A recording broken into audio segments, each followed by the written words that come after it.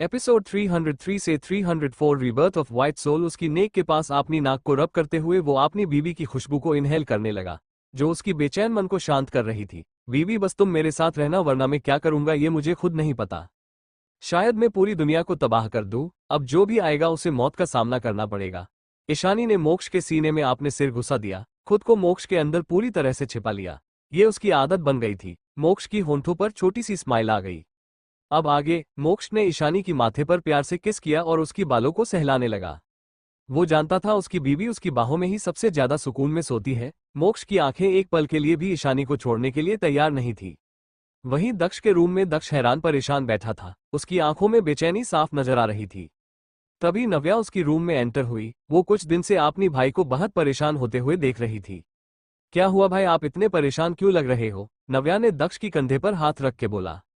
तो दक्ष एक पल के लिए चौंक गया, क्योंकि वो अपनी और मेहिका की रिश्ते को लेकर सोचते हुए इतना खो गया था। उसने ध्यान ही नहीं दिया कि कब नव्या आकर उसके पास खड़ी हो गई है। कुछ नहीं प्रिंसेस, क्या तुम्हें कुछ काम था? दक्ष ने जबरदस्ती स्माइल करते हुए कहा।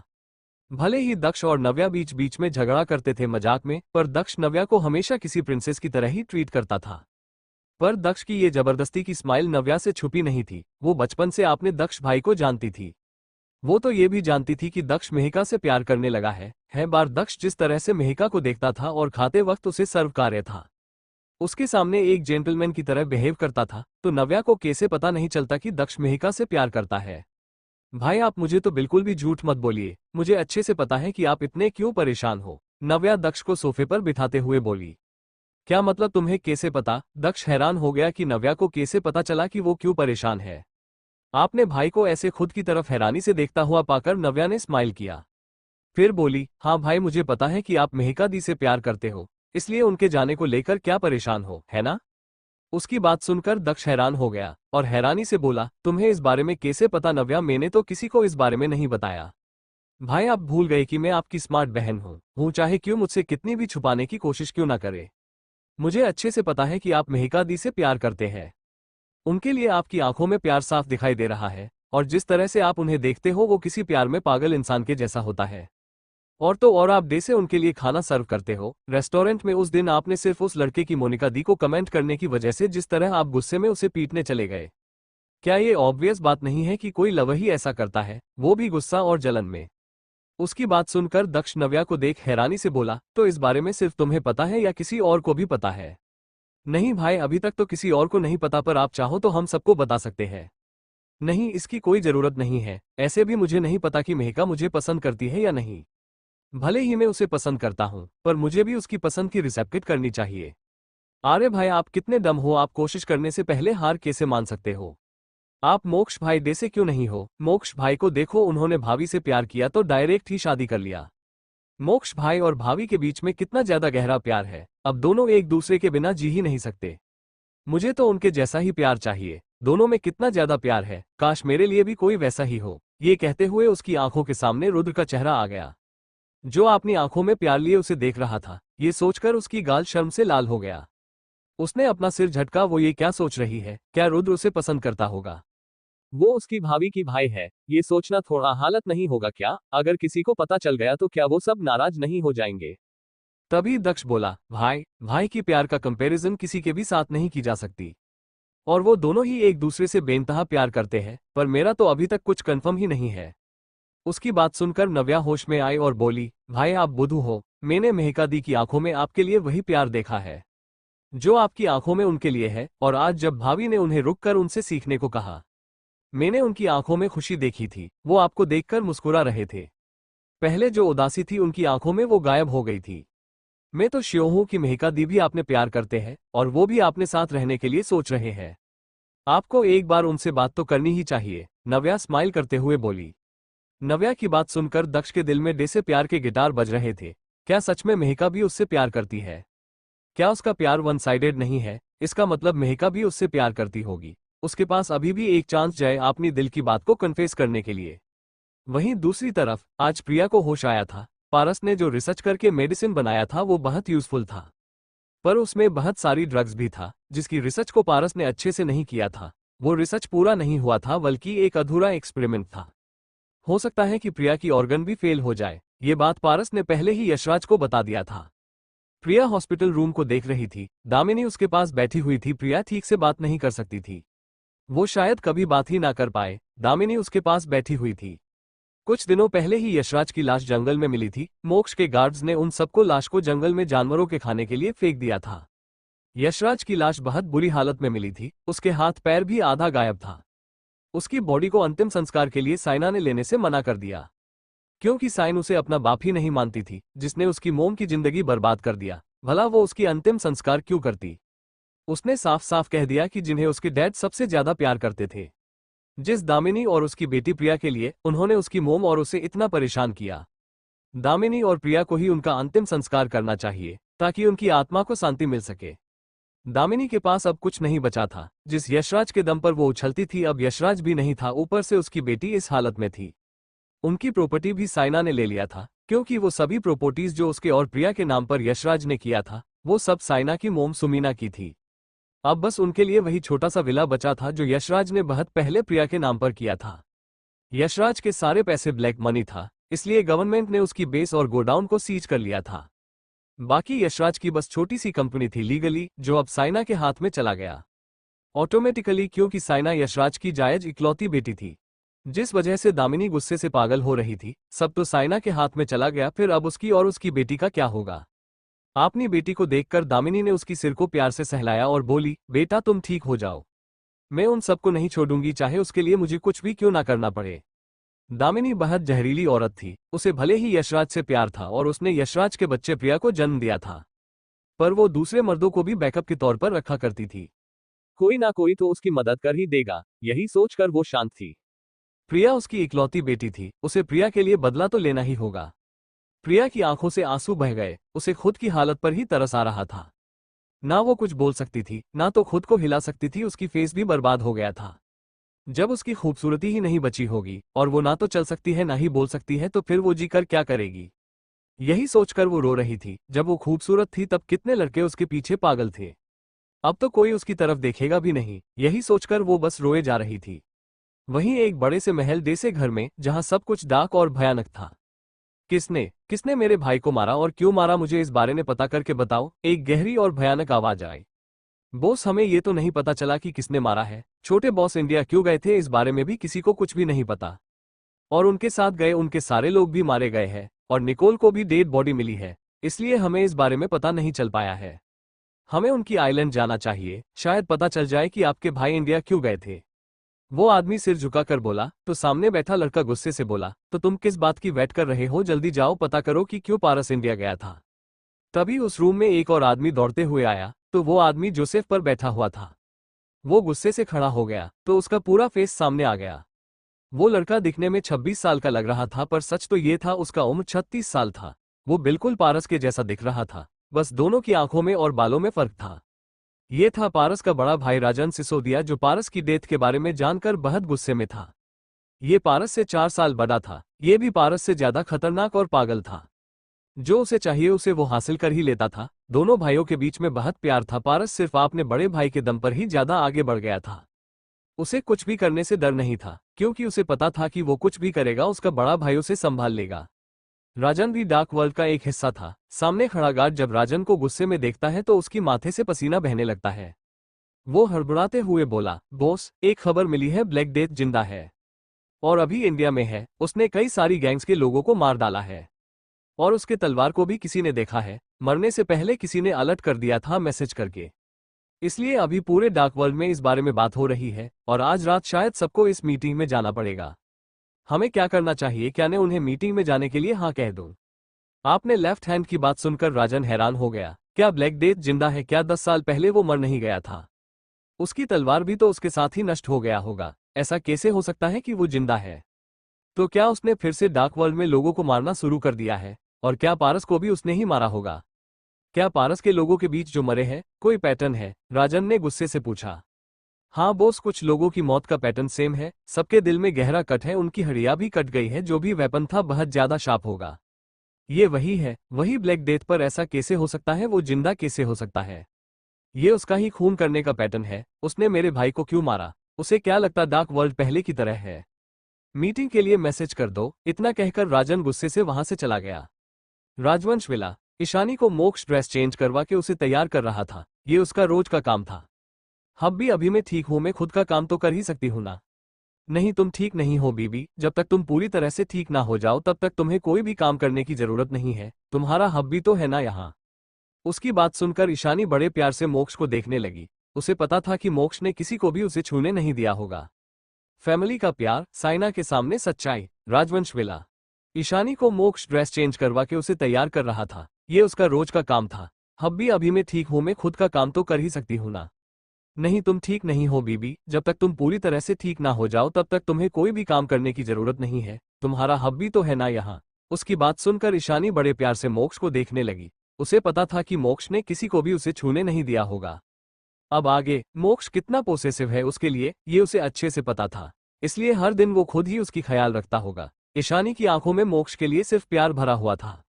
मोक्ष ने ईशानी की आंखों में देखा और उसकी होंठों पर किस करते हुए उसके कान पर होंठ चलाते हुए बोला, क्या हुआ बीबी, क्या तुम मेरे साथ कुछ करना चाहती हो? वैसे मुझे तो कोई प्रॉब्लम नहीं है, पर अभी तुम पूरी तरह से रिकवर नहीं हुई हो। मोक्ष की बेशर्मी भरी बातें और उसकी डीप मैग्नेटिक आवाज और मोक्ष की होंठों की छुअन ईशानी की शरीर में सिहरन पैदा कर रही थी। वो मोक्ष को खुद से दूर करने की कोशिश करते हुए बोली, मुझे कुछ नहीं करना है, हमें नीचे जाना है। मोक्ष ने ईशानी की येलो पर किस करके बाइट कर लिया। फिर उसकी माथे पर सिंदूर भर दिया और उसे मिरर में देखते हुए बोला, अब हुआ परफेक्ट मेरी बीबी। ईशानी की होंठों पर स्माइल आ गई। वो पीछे घूमकर मोक्ष के कमर को गले लगा लिया। मोक्ष उसके पास खड़ा था। मोक्ष ने ईशानी की सिर को प्यार से सहलाया। अगर डार्क वर्ल्ड के लोग ये सब देख लेते तो हैरानी से शायद बेहोश हो जाते, क्योंकि मोक्ष को पूरे डार्क वर्ल्ड में सब एक किलिंग मशीन ही समझते थे, जिसके अंदर कोई इमोशन नहीं था। वो लड़के लड़कियों में फर्क नहीं करता था। डार्क वर्ल्ड में कितने ही लड़कियां गैंग लीडर थी जिन्हें ब्लैक डेथ ने बिना सोचे समझे मार डाला था। उनमें से कई खूबसूरत लड़कियां भी थी। मोक्ष ईशानी को अपने गोद में लिए नीचे चला गया। सब नीचे हॉल में बैठकर बातें कर रहे थे और दोनों बच्चों के साथ खेल रहे थे। रुद्र थोड़ा मायूस लग रहा था, जैसे किसी ने उससे कोई खिलौना छीन लिया हो। सब जानते थे रुद्र उदास नहीं बल्कि गुस्से में है, इसलिए चुप बैठा है क्योंकि मोक्ष ने उसे रूम से बाहर निकाल दिया था। मोक्ष और ईशानी को देखकर सबकी होंठों पर स्माइल आ गई। मोक्ष जब ईशानी को लेकर गोल में आ गया तो कल्पना जी और कनक जी ने उसे अपने बीच बैठने को बोल दिया, जिस वजह से मोक्ष चीड़ गया। होश में आते ही ये लोग उसके बीवी को उससे छीनने की कोशिश कर रहे हैं। वहीं रुद्र की आंखें अपनी मोम को देखकर चमक गई, पर आपने डैड को देखकर उसने मुंह बना लिया। वो जल्दी से नव्या की गोद से अपनी दादी माँ की गोद में चढ़ गया। मोक्ष आंखें छोटी करके रुद्र को देख रहा था। रुद्रांशी भी अपनी मोम की गोद में जाने के लिए इशारे करने लगी। ममा दक्ष उसे प्यार से देखते हुए बोला, प्रिंसेस क्या तुम्हें चाचू के पास नहीं रहना है? चाचू तुम्हारे लिए चॉकलेट लेकर आएंगे, ठीक है चलो हम गेम खेलते हैं। पर रुद्रांशी को अब दक्ष के गोद में रहने का मन नहीं था। उसे अपनी मोम डैडी के पास जाना था, इसलिए वो गुस्से से दक्ष को घूरने लगी। 2 घंटे से वो दक्ष को वीडियो गेम खेलते हुए देख रही थी। पहले पहले तो उसे मजा आ रहा था, पर अब उसे और नहीं देखना था। हर दिन दक्ष उसके साथ वीडियो गेम खेलता था और उसे रिमोट पकड़ने को बोलता था, इसलिए रुद्रांशी दक्ष के साथ सबसे ज्यादा खुश रहती थी। मोक्ष ने अपनी प्रिंसेस को अपने गोद में ले लिया। फिर उसने रुद्र की तरफ देखा, जो अपनी आंखों में चमक लिए अपनी दादी माँ के गोद से सीधा अपनी मोम की गोद में कूद गया था और अपनी मोम की गले से लटक गया था और कुछ बोलने की कोशिश कर रहा था। कल्पना जी हंसते हुए बोली, रुद्र जरूर तुम्हें अपने डैडी के बारे में कंप्लेंट कर रहा है, उसे मोक्ष ने रूम से जो निकाल दिया था। ईशानी ने रुद्र को देखा तो रुद्र ने अपना सिर हाँ में हिला दिया, जैसे कहना चाहता हो दादी माँ सही कह रही है, मैं डैडी के बारे में ही कंप्लेंट करना चाहता हूँ। उसकी इशारे देखकर सब हंसने लगे। कनक जी हंसते हुए बोली, मुझे पता था मोक्ष ने मेरे प्यारे पर पोते को भी परेशान करके रखा है, देखो वो भी ईशानी से कंप्लेंट कर रहा है। सब हंसने लगे। वहीं मोक्ष और रुद्र एक दूसरे को गुस्से से घूर रहे थे। ईशानी इन दोनों बाप बेटों की हमेशा की लड़ाई से परेशान हो गई थी। आप मेरे बेटे को क्यों घूर रहे हो? ईशानी मोक्ष को देखकर मन ही मन स्माइल करते हुए बोली। उसे पता था उसे अपने बेटे की साइड लेनी होगी, वरना रुद्र अभी चिल्लाकर रोने लगेगा। ये रुद्र का ब्रह्मास्त्र बन गया था। जब भी मोक्ष के साथ झगड़े से वो हार जाता था, वो जानबूझकर झूठ मूठ का जोरों से रोने लगता था। मोक्ष गुस्से से दांत पीसते हुए बोला, बीवी क्या तुम्हें ये नहीं दिख रहा कि ये पिद्दी कैसे मुझे आपने डैडी को घूर रहा है? इसकी हिम्मत कैसे हुई मेरी बीवी को मेरे खिलाफ करने की?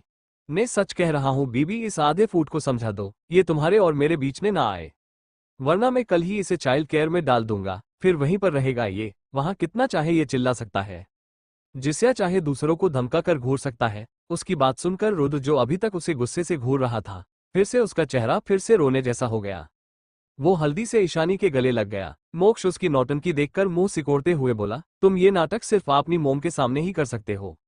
जब ईशानी कोमा में थी तब 1 महीने तक रुद्र मोक्ष का पीछा नहीं छोड़ता था। आपने डैड से जोक चिपका रहता था, पर अब जैसे ही उसकी मोम को होश आया ये लड़का फिर से उसकी बीवी को उससे छीनने की कोशिश करने लगा है। बाकी सब भी यही सोच रहे थे, मेरे रुद्र को उसकी मोम से कोई अलग नहीं कर सकता। ईशानी रुद्र की सिर को प्यार से सहलाते हुए बोली। तभी कल्पना जी अपनी जगह से उठ गई और बोली, मैं खाने के लिए क्या बना है देख कर आती हूँ। कल्पना जी खुद ही आज सब कुछ चेक कर रही थी और ईशानी के लिए डाइट के हिसाब से हेल्थी खाना बना रही थी। ईशानी को आज ब्लेस्ड फील हो रहा था। उसने कभी सोचा नहीं था कि उसे इतनी अच्छी फैमिली मिलेगी जो उसे हर तरीके से हर हाल में प्रोटेक्ट और प्यार करेंगे। उसे एक फैमिली का प्यार चाहिए था जो उसे इस वक्त मिल रहा था। पिछली जिंदगी का उसकी सारी शिकायत यहां रहकर डे से खत्म ही हो गई थी। मोक्ष अपनी प्रिंसेस को लेकर ईशानी के पास बैठ गया, इससे पहले कि दक्ष आकर वहां बैठता। तभी डैनी भी आकर वहां बैठ गया और बोला, मोम, आपको नकुल अंकल ने कॉल किया था। उन्हें आपसे कुछ बात करनी थी। क्या बात है? नकुल को मुझसे क्या बात करनी थी? मोम, वो मुझे नहीं पता। मैं उन्हें मना कर दिया कि मेरी मोम को फोन ना करे, क्योंकि डैड ने कहा था कि आपकी हेल्थ अभी ठीक नहीं है, आप कुछ नहीं करेगी, बस आराम करोगी। उसकी बात सुनकर ईशानी मोक्ष को देखने लगी, जो डैनी को घूर रहा था। उसने उसे कहा था तो क्या उसे इसे सीक्रेट नहीं रखनी चाहिए थी? सब उसकी बीवी को बताने के बाद ये लड़का कैसे मासूम होकर बैठा है? फिर उसने सिर झटक दिया। ये लड़का थोड़ी ना है, ये तो रोबोट है। इसके अंदर झूठ बोलने का फीचर थोड़ी ना है। वो तो अपनी बीवी को कुछ भी स्ट्रेस नहीं देना चाहता था, पर अब वो क्या ही कर सकता है। बीवी, तुम्हारी तबीयत ठीक नहीं है, तुम्हें किसी भी बारे में सोचने की जरूरत नहीं है, जो भी बात करनी होगी मैं कर लूंगा। वो डैनी को गुस्से से घूरने लगा। क्या हुआ डैड, आप मुझे क्यों घूर रहे हैं? मैंने पहले ही कहा था मुझ में झूठ बोलने का फीचर्स ही नहीं है।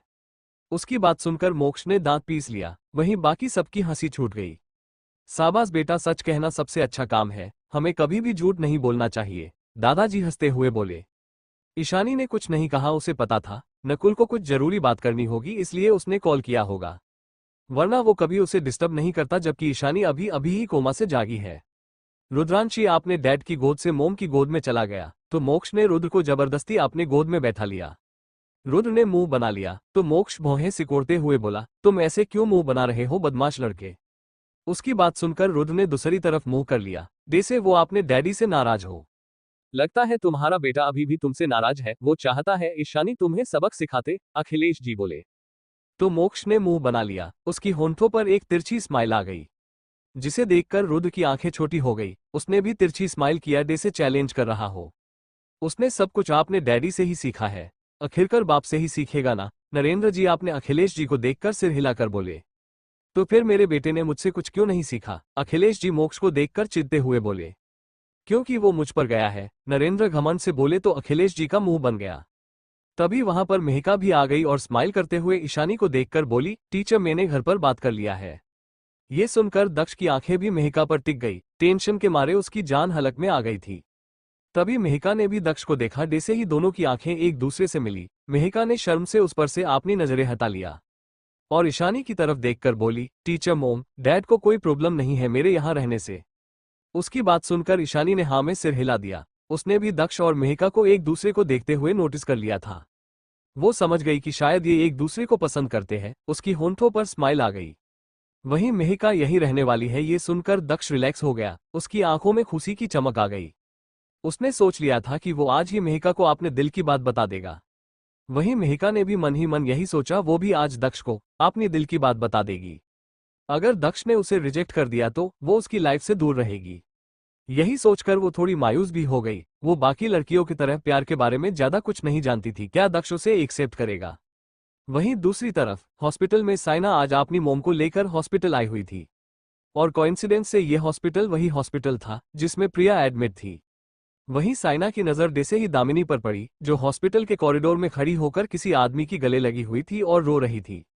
साइना उसे एक पल में ही पहचान गई। उसे देखकर ही साइना का गुस्सा भड़क गया।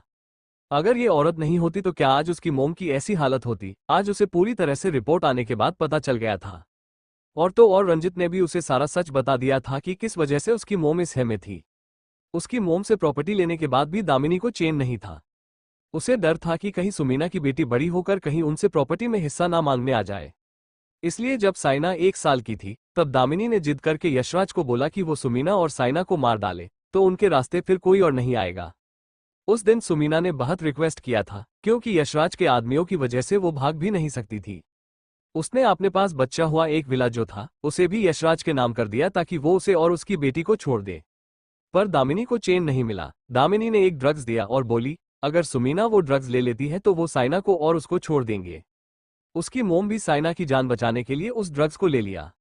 वो ड्रग्स एक एक्सपेरिमेंट ड्रग्स था जिसे लेकर लोग पागल हो जाते थे। वो ड्रग्स पूरी तरह से बैन था। सुमीना जी की विल पावर स्ट्रोक थी। वो पागल तो नहीं हुई पर वो मेंटली डिप्रेशन में चली गई। कभी कभी उन्हें हेलुसिनेशन भी होता था। आज रिपोर्ट में भी यही आया। अगर प्रॉपर ट्रीटमेंट पहले ही दिया जाता तो उसकी मोम ठीक हो चुकी होती। पर यशराज और दामिनी भला उसकी ट्रीटमेंट क्यों करवाते? वो तो सुमीना को पागल कर देना चाहते थे ताकि सुमीना कभी साइना को सच ना बता पाए और ना ही साइना कभी प्रॉपर्टी में हिस्सा मांगे। साइना ये सब सोचते हुए गुस्से से दामिनी की तरफ बढ़ गई।